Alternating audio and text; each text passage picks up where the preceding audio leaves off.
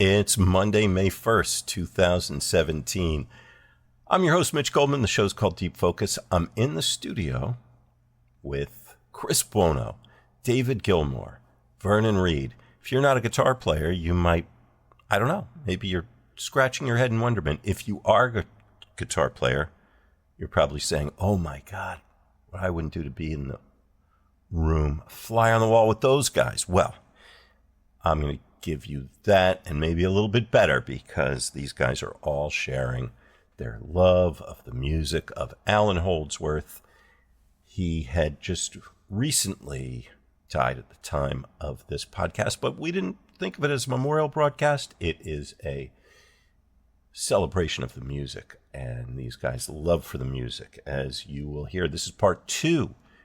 If you didn't hear part 1, I'm going to recommend go check out part 1 first. But otherwise, here it comes, coming at you.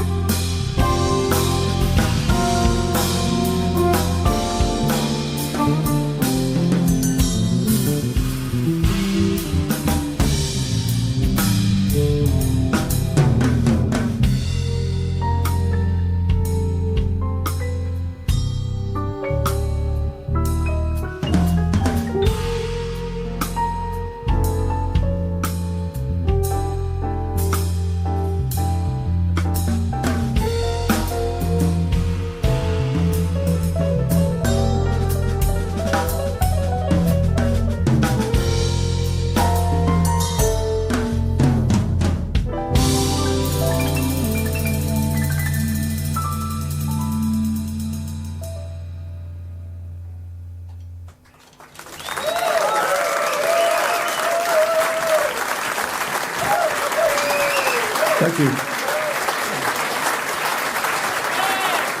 Thank you very much.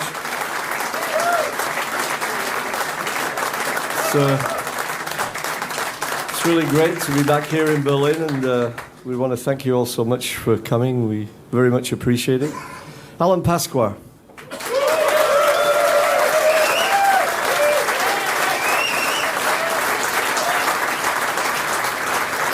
Jimmy Haslip.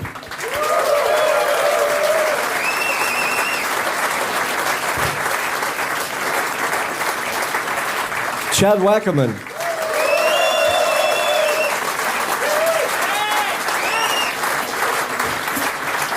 That was a tune written by Chad called The Fifth, and this is a tune called Fred.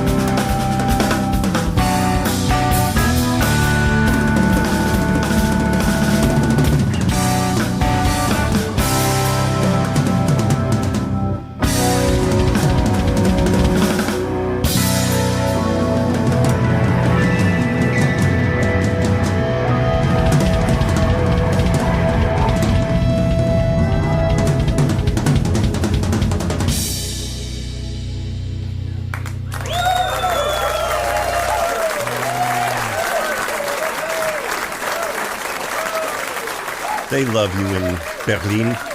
That is such a great verse. This is I believe this is the first song off of Tony Williams' Believe It. And this was the song that really introduced me personally to Alan Holdsworth. And this is such a great version of that song because it also features Alan Pasqua, who was in that band, along with Tony Newton, who played the bass. But that is from Quasimodo, and it features Jim Haslip and Chad Wackerman. But so great to hear Alan Pasqua, and them play together. It's really good. We've got Alan Holdsworth in Deep Focus tonight. He passed away last month at the age of 70, and he left a mountain of goggle-eyed guitarists in his wake, and other musicians too, and audience members as well. Alan Holdsworth, a firebrand guitarist, and we've got three extraordinarily accomplished guitarists with us tonight, and remembering Alan Holdsworth. Vernon Reid, who was just speaking, David Gilmore, Chris Buono, and we're just enjoying so much.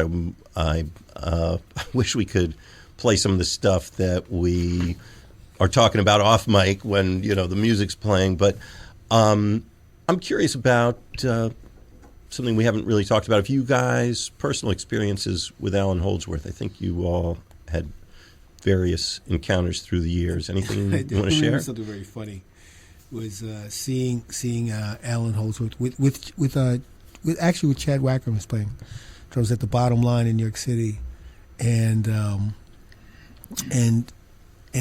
Malmsteen, the metal. Good. Yeah.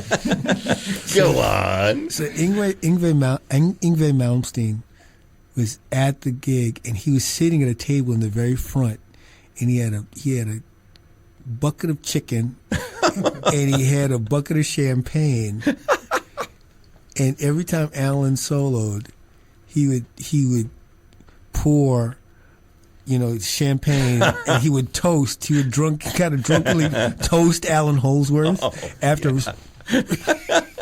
Throw his hand up in the air. Oh my goodness! Wave it like you just don't care. Oh, it was crazy town. It was totally crazy town. And it was funny. After he passed, I mentioned this incident on Twitter, and somebody that was at the show said, "I was at that show." Now, did Alan respond? Did he seem to know? Did he know who Yngwie was? Well, of course he had to, right? Yeah, and I think he was like, okay. It was a great gig, but it was just hilarious. Yeah, but I mean, and Yngwie was in full regalia, like he had one of those kind of Hendrix band jackets on. Right. Oh, kind of like the Game of Thrones shirts. It was big white. It was very Game of Thrones. Mm-hmm. Yeah, that's how he rolls. You got to hand it to him. He owns it. Oh, man. He absolutely owns it. But he was giving, he was showing his respects. He was showing his respect. Definitely. How could you not? Hey. You know what? And think about that. Think about that. Notoriously, Yngwie. I mean, there's the legendary stories of him screaming at, I think it was Van Halen or Vi from the side of the stage. But I think it was Van Halen, how I could play Eruption with my teeth, and all that stuff. But think about that. Here's Yngwie, even that guy. Maybe this was in his younger days, or maybe he had mellowed out. But even Yngwie was respectful. Knew when he had to kiss It's the Alan ring. Holdsworth. Yeah. It's Alan Holdsworth. I mean, you just don't mess with that. I mean, everybody takes his hat off to him. It's one of those guys. I can't think of a guitar player that doesn't speak in that homage sort of way, that completely respectful way, like, oh man, Holdsworth. Even Yngwie. Well, that says everything. There were a list of luminaries. I mean, it's interesting to note, one of the first guitarists to fully acknowledge Alan Holdsworth as a force to be reckoned with George Benson. Right. Who now, if you were listening a couple of months ago when David Gilmore was here last, we spent a good 3 hours establishing the fact that he too wears the crown of being "quote unquote" guitarist. Yeah. And he was, and whose style is wildly different from Holdsworth. Game recognized game, though. Oh, yes. Well put. Yes. Game recognized game. Uh-huh. And so when you have guitarists as varied as Edward Van Halen and George Benson both turning around and saying, that dude? That dude. Well, Van Halen I could see maybe coming right out of Holdsworth in a way. I mean, he was open about there. that. He was open about that. Holdsworth was a massive influence on him. And if you listen to some of the later, like 1984 at the end of Girl Gone Bad, oh yeah, it's all Holdsworth. Oh yeah, you know that you can hear that in his lines. I mean, that's some of the darkest, nastiest stuff that Eddie ever played. Absolutely. And he attributes all that development from his time with Holdsworth. I believe that also he was responsible for him getting his first major recording deal. I believe Eddie was instrumental in making that happen. What the Road Games thing came out of it. I think right? so. With Warner Brothers, but then they rejected or something, and it got pared down to this EP type of a thing, I think. But I mean, look at that. Name someone else that Van Halen did that for. At least I don't know off the top of my head. Again, it's Holdsworth. I think that's what you do. One thing you have to mention is that a lot of commercial success eluded Alan. I mean, he was someone. He really was about what he was about. He was really chasing after the sound. He really didn't play he wasn't a schmoozer. He didn't play those kind of games. And he could have, if he had the stomach for it, he could have, he's like one of the godfathers of prog guitar, of the later, of later 20th century prog guitar, like bands like Meshuggah, owe a lot to him. Those guitar players. Listen to that guy's solo. A band like Periphery. If you hear the kind of chord voicings and things, I mean, their tunes are really extremely dense harmonically. You could hear a direct line from Alan Holdsworth to that approach, but he despised his time in the band UK. Yep. And that's true. And the band with Bill Bruford, Eddie Jobson, John Wetton. Wetton, yes. And they had a shot. They had as much of a shot. They were like a tune away from that thing because they certainly had a lot of anticipation, a lot of respect. The band Asia, was in the mix, and that was all kind of very post-Yes kind of prog at that point in the 80s, and he couldn't stand it. He didn't like it. Well, his thing was that he said the keyboard player, what was his name? Jobson? Eddie Jobson, violinist, keyboard. He wanted him to play the solos from the record. Oh. And he said, what are you talking about? Play those solos. And he's like, I don't remember what I did 5 minutes ago, let alone what I did on the record. And he said he really pressed me to do that. And it made my time in that band miserable. And that's why I left. I didn't want to do that. It's not who I am. And they were like, well, that's what we want. He's like, well, see ya. Wow. Now, and Chris, somebody might hear these stories about, everyone from Yngwie to Van Halen to George Benson bowing before this guy. They might picture, a strutting rock star, and you had some personal interaction with him, and couldn't be. Sounds like from you were saying it couldn't. Yeah, there's just none of that. Alan, excuse me. Alan was, as many people say that do know him, and I just had very brief time with him. He's just a nice man. He was a very nice man. He's very humble to a fault. He self-depreciating sometimes, but very nice. And you know what? In one time, I got to spend a lot of time with him, just in case anybody's thinking about his technical facility and all this stuff, and thinking, oh, it's got to be the guitar, it's got to be the gear. Well, let me tell you something. I sort of had like a Ted Nugent Van Halen thing with him, like moment. It's a legendary story about Ted Nugent. They were touring together, and he's like, give me that thing. How do you do all this stuff? It's got to be the guitar. And he said, Nugent admits, he goes, well, I found out very quickly that it's not the guitar. It's Eddie. You think? Well, I picked up, with Alan's permission, I picked up his Bill DeLapp, one of his headless guitars he was playing before he's committed to Carvin Kiesel. And, played it, No. It doesn't matter. It never does. I didn't magically become Alan Holdsworth. I didn't play those licks. No, there was no. I wanted so bad to be like, yeah, there's got to be an advantage here. Yeah, sure, it was set up great and all that stuff, but nope. Nope, Right, beneath the guitar. Yeah, and you can hear. I mean, we haven't talked yet about like just his sound. I mean, the Yeah, beauty in his sound Mm-hmm. from when he was playing an SG to the Kiesel, everything you can hear. He just had that sound. The way he, it's all in the hands and the technique. He picked very, very little. If you ever see it, you just can't believe how minimal his picking is. His right hand technique. It was just coming out of his body, this beautiful, beautiful tone. And it was a singing, lyrical sound that came through in every note, even when it was these blurring, 30-second 64th notes going on. I guess all the recordings we've been listening to have that sound. And, it's easy to think that that's the only sound there is. And it evolved, but it was always had something about that saturated, beautifully compressed, perfect, gorgeous tone. But if you go and listen to some of the stuff from Soft Machine, and this is back when he was playing his SG that he was playing with Tony Williams, but this predates that. There's some stuff that I found on YouTube recently, and it just kind of popped up. I think it's 1974, Soft Machine at Montreux. I don't know what he was plugged into. Maybe a Marshall, Orange. It just sounded like a tube amp tone. It doesn't matter. And we all know what it's like to play with that sound. Tubes bring a certain amount of lag or sag, and you don't have that same ease and command of the tone. He did. He played like Alan Holdsworth. So it's not about the gear. One thing, the other thing to remember is that Alan Holdsworth was born in 1946.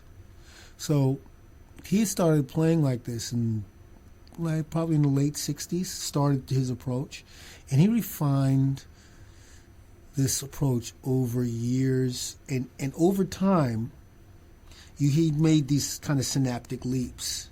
He made a leap in terms of his melodic constructions.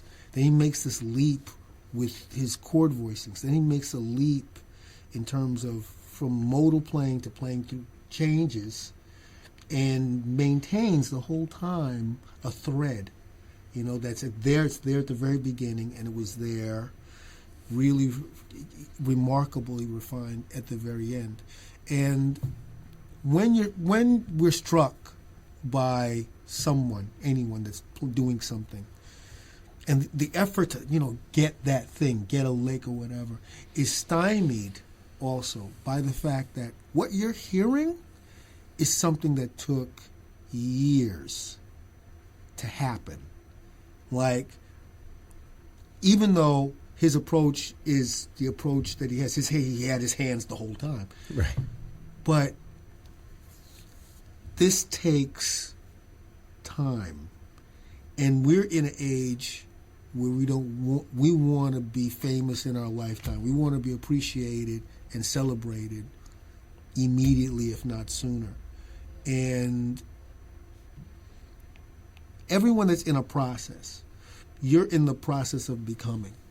And that is also an aspect of it. And when we hear these giants, we're like, it's weird because generally we like super young, the young, amazing cat. Who's the new guy? Yeah. Who's the new guy? But the idea of someone taking a long time to perfect their poetry, to actually write their poetry, reject things, and then get to a place of utter clarity in their expression, and appreciating the amount of time that it took. And we're the beneficiaries of the gift of experiencing that investment in time and effort is a remarkable thing. So thinking about Alan Holdsworth, as much as he's one part of it is there's a frustration. There's a love-hate because he's doing this thing. It's like, damn it.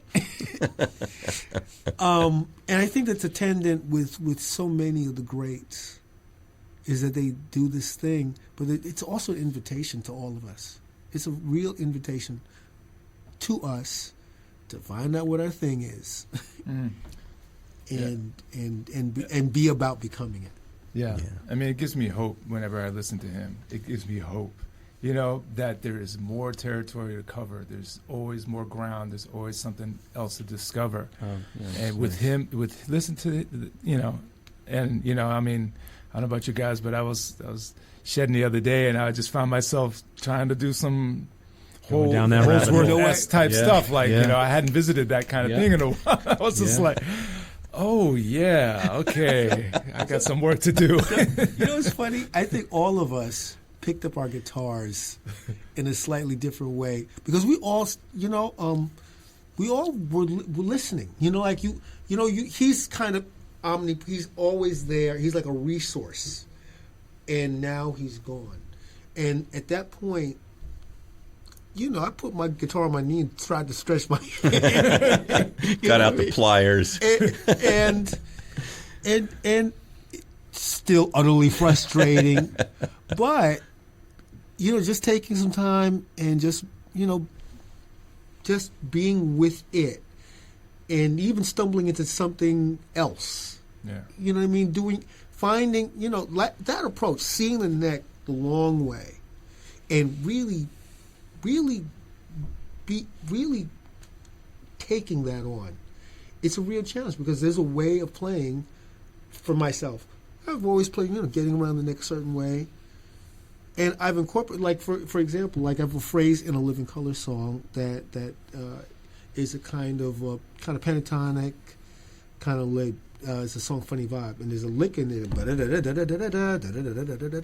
and I would play it just kind of in the box, you know, in the pentatonic box. But I also figured out this fingering, which is a kind of open fingering, and you know, I can do it. And every time I'm on the gig, I go back to this. so now I'm good, you know. Gonna take it. Take it I'm on. taking it on. Somebody must. So I'm gonna take it on. Well, yeah. I mean, you know, it's funny the way Spirit comes through in music. He never sounds like a, you know, it's a warrior. It's a competition. It's a, you know, guitar hero battle. It always feels like he's singing. You know, it just feels like he's doing his thing. Yeah, there's no superhero in his playing at all. You can hear that in some guys. And I don't want to say younger guys, but there's definitely some guys out there that are playing like to come at you. Oh yeah, I mean that's part of the identity. Play the way he played. You know, but yeah. I mean, you put a guitar in someone's hand. There's that kind of comes with it. It's like, you know, to a certain extent. There's a certain attitude, and it's not a negative thing. You know, for instance, my friend Rusty Cooley. That's a bad. You know what? That's yeah. He's monster player, and a lot of in that realm of Holdsworth. You know, kind of otherworldly ability, and you feel that energy in him. You feel that energy from his playing and stuff like that. But just as an aside, when it comes to those two guys, me and him were out in Utah, and I played his guitar. And I remember picking it up, he handed it to me, you know, and we were just talking guitars and nerding out. And same thing, I'm looking for the secret. Now, admittedly so, that guitar had crazy flat radius. There was 8 on this thing. High very, frets. very light strings. There was a lot, there was a lot to it. And I'm thinking about Holdsworth a little bit in my head as I'm thinking about that stuff. Like, this has got to be the secret. You know, it's something like that. But I even asked him, I was like, man, you know, this is awesome. It's almost like cheating. And he looked at me in his Texas drawl, and he goes, well, I'm not going to make it hard for myself. Like, if there's an advantage, I'll take it. Right. But I did not get it. It was just such a. It wasn't. That's not. It was a very different exchange with Alan about the instrument. I don't know. It's just a totally different thing. And like I said, for both of them, it has nothing to do with the gear. I mean, if you think that you can do that just because you're picking up their guitars, I'm here to tell you, firsthand experience, you're not. You are listening to WKCR FM New York, WKCR HD1. Maybe you are tuned into WKCR.org or some other frequency. Any way you slice it, we call the show Deep Focus. And tonight the subject of Deep Focus is the magnificent guitarist Alan Holdsworth. Truly an inspiration for, at the very least, the 3 musicians who are here in the studio with me, and that is Chris Buono, who was talking last, Vernon Reid, and David Gilmore.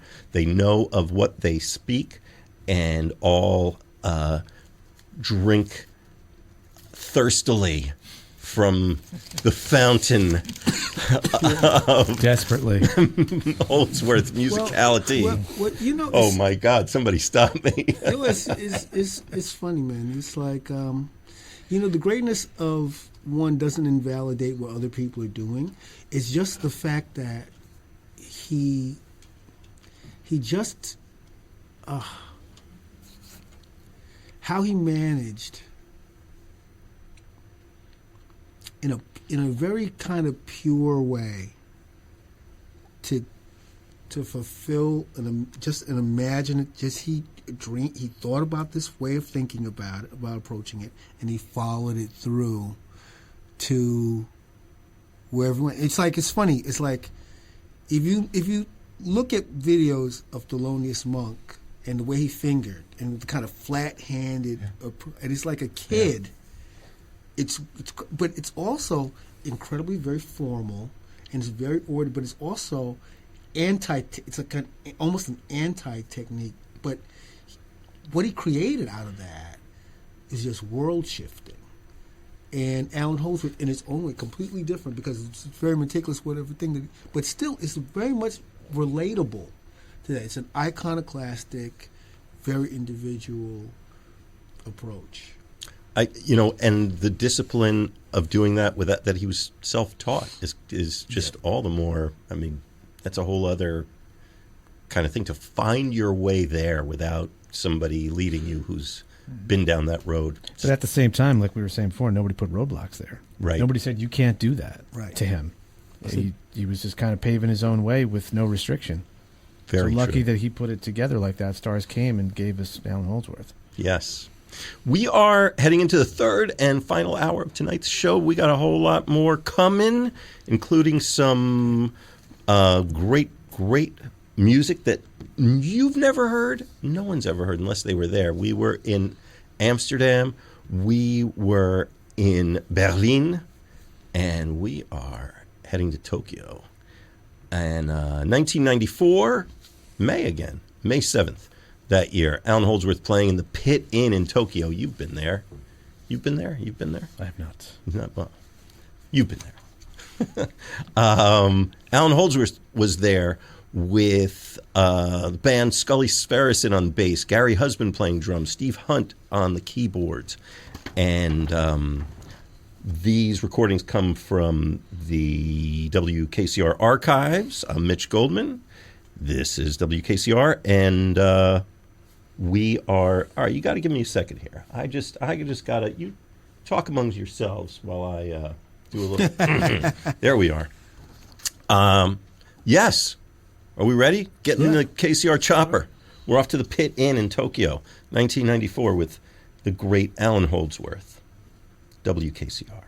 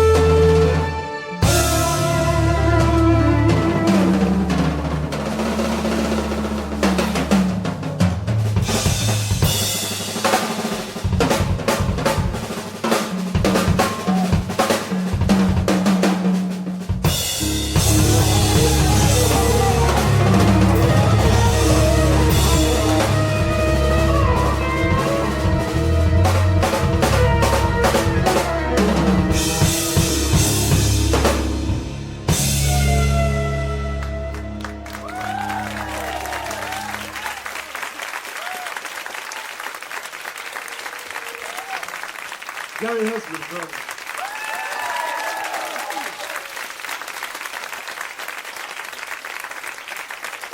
Steven Svennerson bass.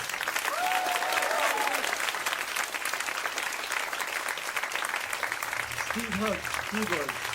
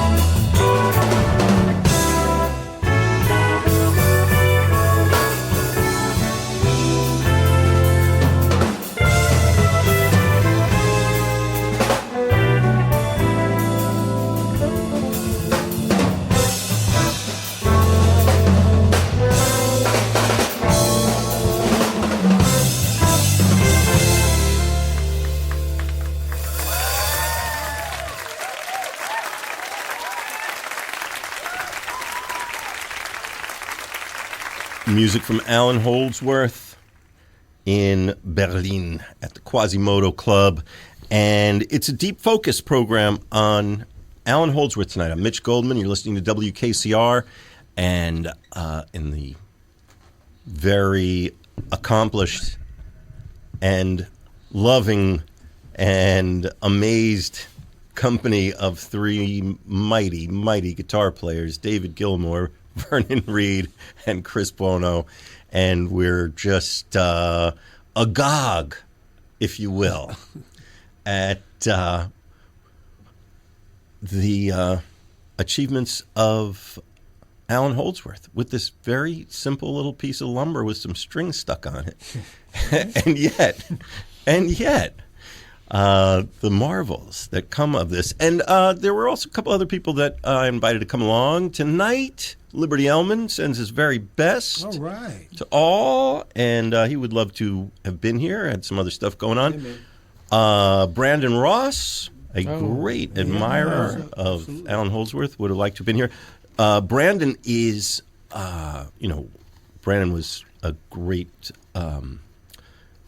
supporter of the work of Butch Morris. Yes. And this great book has come out about Butch. They're doing a launch tonight, so Brandon's working on that.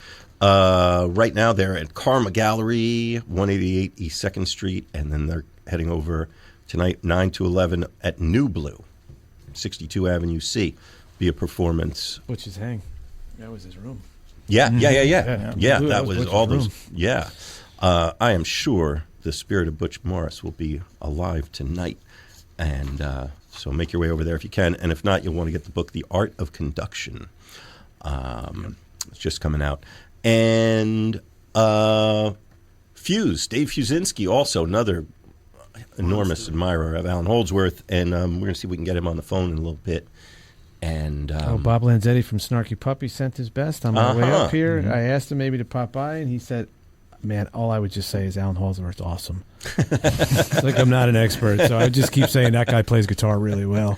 But he did send his best. Let's break away from guitar for a little bit, because we're listening to all this music and we're kind of getting lost in what's happening at the fretboard. But he's also leading the band. He's putting the band together. He's choosing the musicians to perform this music with him. He's creating these pieces that the music shines through. And wondering, you guys, that's all things that you do? I think everyone that played with Alan in his bands were very aware that they were working with a genius and that they were working... a lot of the people had come and gone back again. I know that Gary Husband was particularly devoted to him. He had some great. I saw something that he had said. I don't want to misquote it, but very. But so many the people that had played with him. I mean, they were. Even though it could be difficult at times, because the life of a musician who achieves this kind of purity. It's not the popular road, but all of his people were very dedicated to him, and it comes through in their contribution and the way they interact with his playing. And I mean, it's like listening to these recordings. You could hear the people in the bandstand are also stunned. Like, we're stunned, and the people on the bandstand are also like, what? What? Now, let me ask you, were they dedicated to him? Were they dedicated to his music, or both? Or is there even a distinction to be made there? I don't know if there's a distinction. I don't think there is. I don't think there's a distinction to be made. I mean, there's something just literally awe-inspiring about, about what he did, what he managed to create. There's his last, the bass player was playing with him up until he passed, was a student at the time. I was teaching at Berkeley, where Dave is still at. And Evan Marion is a wonderful bass player. Great to see him get this gig. And the first thing I saw from him, a social media post, he just said, "My heart is broken." That tells you right there. I mean, the short time that Evan must have had with him, it tells you right there. It's way beyond the music. And I was we were talking about this before when the music was playing. It would be worth anyone's while to go to Frank Gambale's Facebook page, at the very least, his band page thing, official stuff. And he wrote a beautiful, beautiful eulogy, really, about Alan and his time, how they always would run into each other, and when they did Truth and Shredding together, and it was wonderful what he wrote. And again, it was the way that he talked about him. Yeah, it was all about definitely talking about him musically with very deep respect, but you could tell these guys loved each other, and it seems like everybody who played with him loved him. Just a nice man. They all talk about one thing. They all talk about the big hug. Everybody agrees. Alan Holdsworth gave the greatest hugs. Oh, yeah. So there you go. Hands, getting there. Yeah, exactly. He's just a wonderful human being. Yeah. He passed away last month at the age of 70. And by the way, we're playing all these. This is a thrill finding these live unreleased recordings. But he left a bunch of really strong records. By all means, you should explore and go out and pay some money and make a little. Well, yeah, there was a, at the end, Alan found himself in real straits, and there is a pledge music campaign to raise money for the family. In the end he was a grandfather, and the money is to benefit the family, and I think they raised quite a bit. Way over the goal. Oh, cool. Way over the goal. I hadn't heard about that. Yeah, it's wonderful. How do you find that if you want to contribute? Do we know? I'm sure if you Google it. It's on page. Is it a picture? I think it was GoFundMe. GoFundMe. It's GoFundMe. Okay. GoFundMe, and I believe that the goal was I think it was something like 20,000. 20,000. And last over, I checked, it was over 100. It was over. Wow. It was over 100,000. It was about 100, 115. Last I saw it, and that's great because we all owe him more than we owe him that 10 times, 100 times over. Alan Holdsworth, spelled pretty much the way it sounds, Allan. Alan Holdsworth, and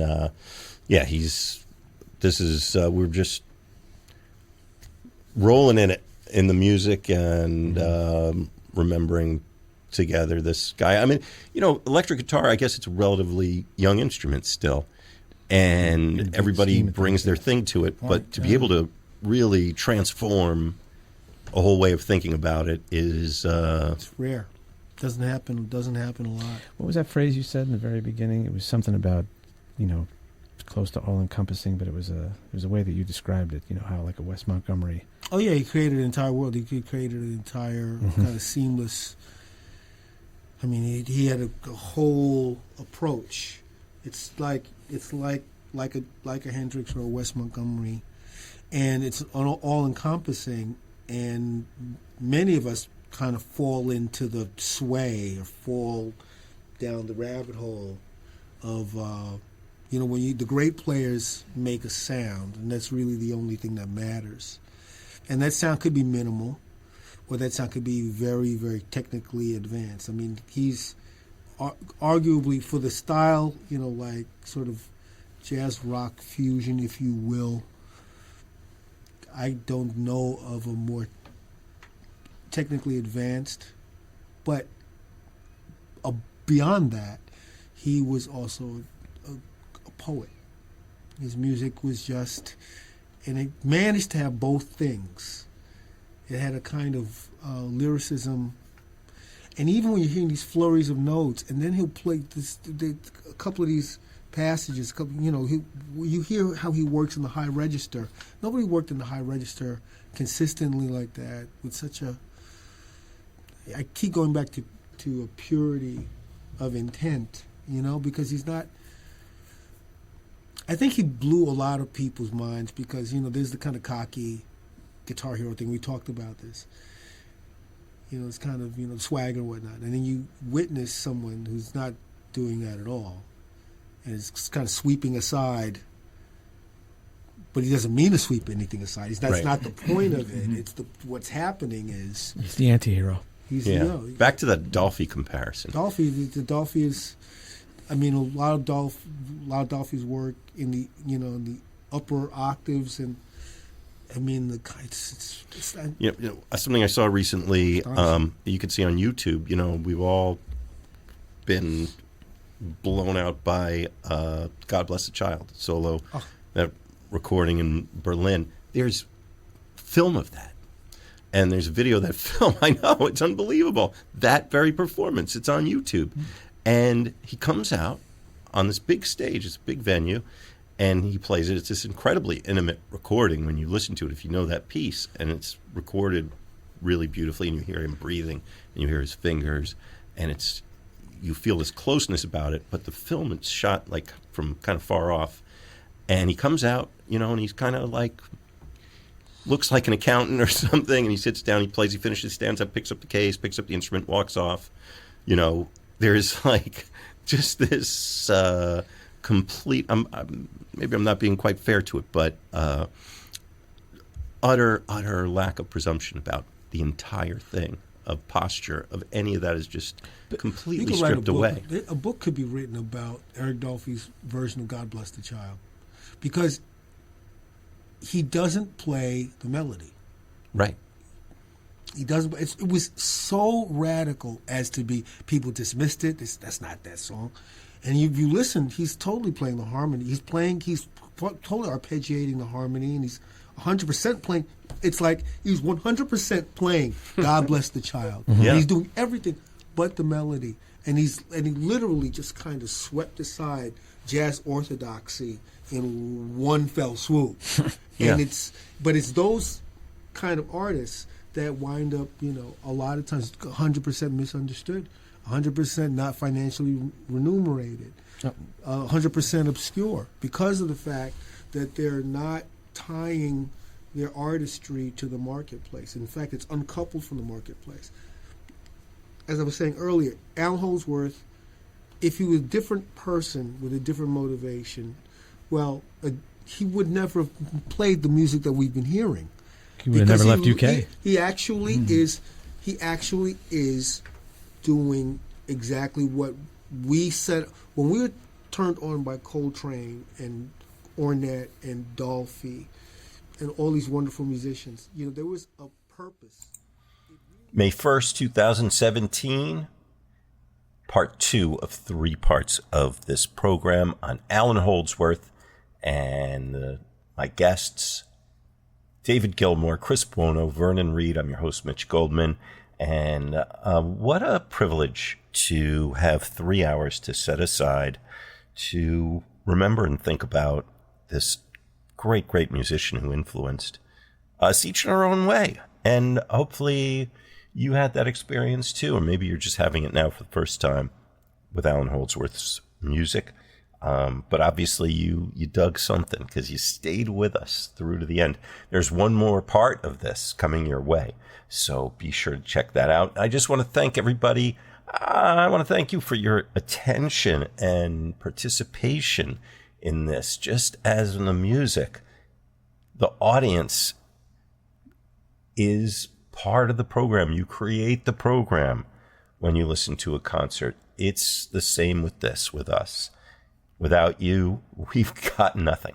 So thank you for being along, and thank you to everybody who's done anything at all to spread the word about Deep Focus. And it's something that is very easy to do. I hear from people sometimes, well, I'm not that up on the technology. You don't really need to be all that sly with the technology. You can just tell somebody about Deep Focus or anything you want to do. You could share an episode, send it their way. You could do that out of the podcasting app like Apple Podcast or the hosting site, which is mitchgoldman.podbean.com. I think we're closing in on 470 episodes. It's a lot. It's all yours. Giving it all away. No ads, no nothing. And really grateful having you along for it. As long as you guys are interested, we're going to try to keep doing it as long as we can. All right. See you over at part 3.